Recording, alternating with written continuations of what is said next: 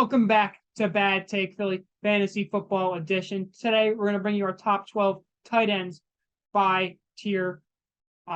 Thank you for the recent support on the videos. If you're new, subscribe, like the video. It's free, and it's the least you guys can do. We're going to help you win your leagues. Stay tuned for the whole season, and let's get right into the tier list. And tier S, we're going to start off with Kelsey. Kelsey. Travis. He's the best tight end, the safest tight end by far. 5 of the last 6 years, he's been a tight end 1 in all of fantasy. The team just lost Tyreek Hill. There's going to be more targets. The offense is going to go through Kelsey. Slam dunk pick. He goes like mid-second round in most drafts. Just take him there. It's a good pick. Great pick. Second one in tier 1, we're going to have Mark Andrews. He's another very safe tight end. Not many other people in that offense to take touches away from him, take catches away from him, and he's just like tight end 1 last year. Tight end 1 last year, yeah. Tight end 1 last year, and just another very safe 20-point a game tight end. Yeah, and he has the possibility to be better than Kelsey this year, just because he is going to be the main option in that offense. And whenever you get a tight end like Kelsey, has been even with Tyreek Hill, he gets a ton of targets. And with him gone, obviously he's going to get more. But with Andrews, without Hollywood there, with Rashad Bateman as the wide receiver 1 and Devin Duvernay as the 2, you're almost guaranteed to get a ton of targets, probably one of the most amongst tight ends in the league. So he's going to be he was top 5 targets among all players last year. I think his targets to go down a little bit this year, but I think he's still a top tight end. And then tier 2, we're going to have just one player by himself. That's Kyle Pitts.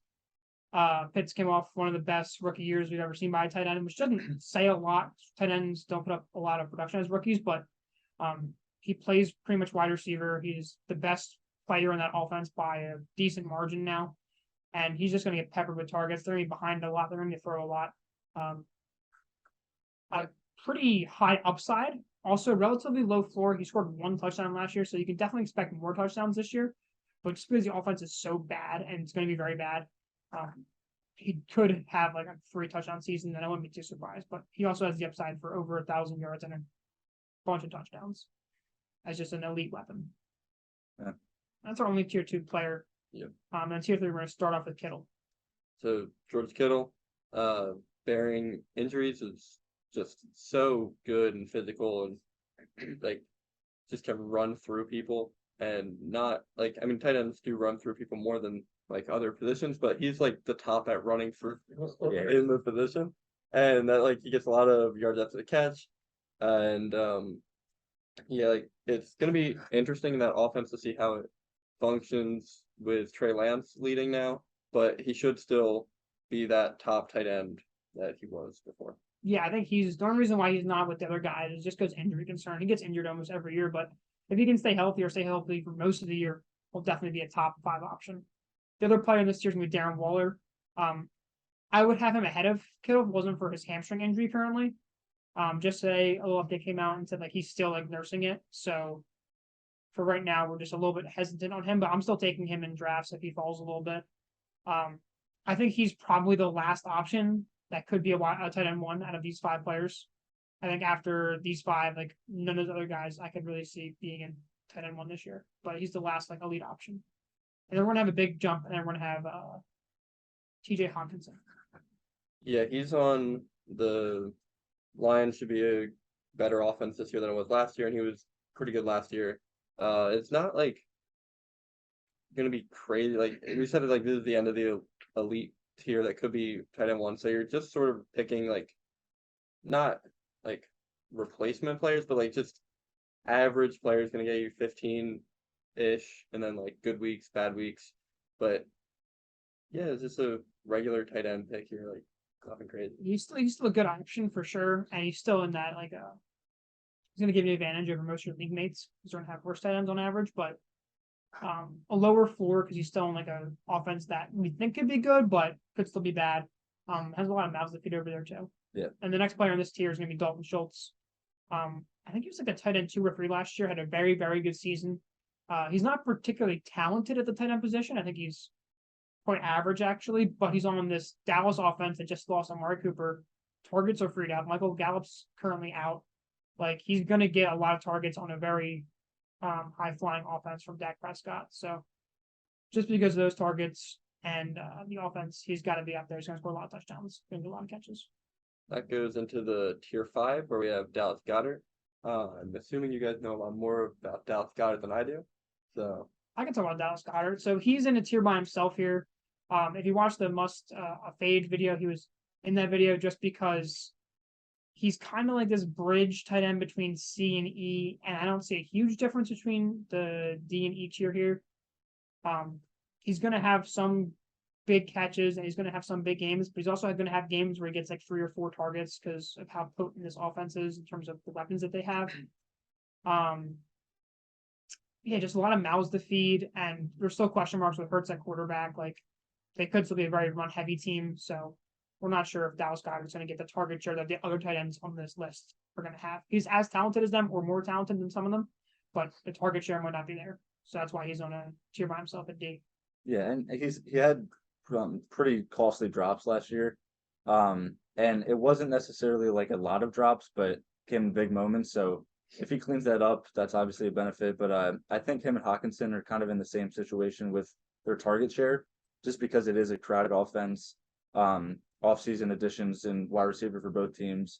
And so Schultz is a little bit different because, again, he is one of the main options in that Dallas offense, like Goddard is in the Eagles offense, but it's just more crowded. There's more mouths to feed, like Dalton said. So, and Dallas is going to throw the ball probably over 100 times more than us. And yeah, they were the number 1 offense last year. They throw the ball a ton, so can't go wrong. So then this last tier is going to be a tier of guys that I'm fine with having as my tight ends in fantasy still.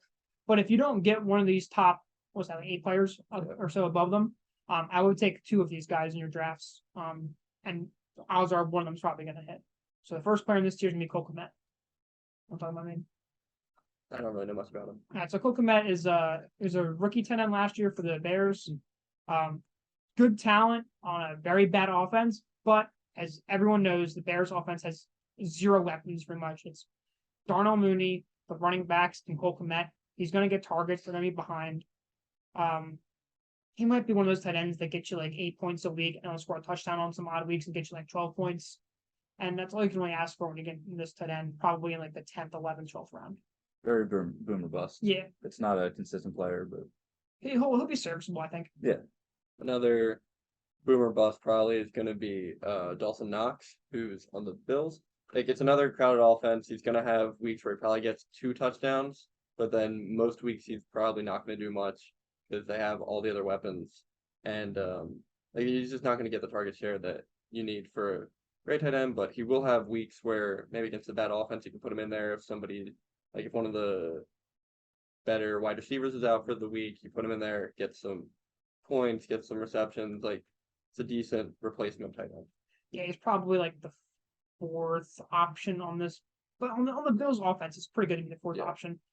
Like Aiden said, he's going to have some boom weeks, and he's going to have weeks where he probably gets like 1 or 2 catches for 20 yards. Yeah, it'll probably be last year just minus the amount of boom weeks he had. Yeah, and he has touchdown weeks. the boom weeks were incredible, but he'll be one of those type of players. Next player is going to be Zach Ertz. Older feller on the We love him. the Cardinals. We do love him. He's probably getting a pretty strong start to the season with Hopkins being out. He'll be number 2 target on that offense probably. He actually had some pretty boom weeks last year on the Cardinals. But once again, it's another player on a high flying offense that is going to have week where he only gets 4 targets, maybe only catches 3 or 2 of them, and gets you like 5 points. But he's going to have some weeks where he gets you a touchdown and 50 yards and 5 catches, and that's going to be a pretty good week for a tight end you're going to get in the 10th, 11th round. Along with that, there's Irv Smith Jr. on the Vikings, like same kind of thing. Other people on offense gonna have some boom weeks, probably not gonna do much overall, but he's a great player. Yeah, I believe in his talent. He's a newer tight end that's going to be on a come up, I think. The Vikings are going to be looking to throw the ball more, and hopefully he can reap some benefit from that. Maybe get I think he's got some good upside to be actually ahead of these guys, or he has the downside to not be anywhere near the top 12 tight ends. And then we know we said 12, but that's for the clickbait title. We're actually at 13 with Freiermuth coming in at the last person this tier. I had a really good season last year as a rookie tight end. I think he scored 10 touchdowns, which is not going to happen again. But just a up and coming tight end on a very, very crowded offense. That's what's holding him back. I think he'd be closer to D tier if the offense wasn't as crowded, but now they have Pickens, Najee Harris, Claypool, Deontay Johnson all need to get fed. So he's going to have weeks where he scores. He's going to score a lot of touchdowns. I think it's just because like he's just the guy in the red zone. I think for them in terms of passing the ball. But he's going to have another weeks. He's going to have weeks where he gets like 2 or 3 catches for 20 yards, like the rest of these guys. Just to be this boom bust for They're your typical tight ends that if you do miss one of the top guys, you get one of these guys and they're okay. Yeah, so this is our tight end list. Just overall, what I would say is a recommendation. I would go after this year. I'm targeting top tight end. I'm trying to get one of those top 5. Kelsey, Mark Andrews, if you can get him in the mid to late second round, that's good value. Pitts, you're looking for him in the late 3rd to 4th round, and then Kittle and Waller, if you can get them late 4th to 5th round, I think that's a really good option for you, just because they give you a good positional advantage over the other tight ends like Komet, Knox, and Ertz. So thanks for watching. I've made it this far. Subscribe, like the video, and we're going to have more videos coming out very soon.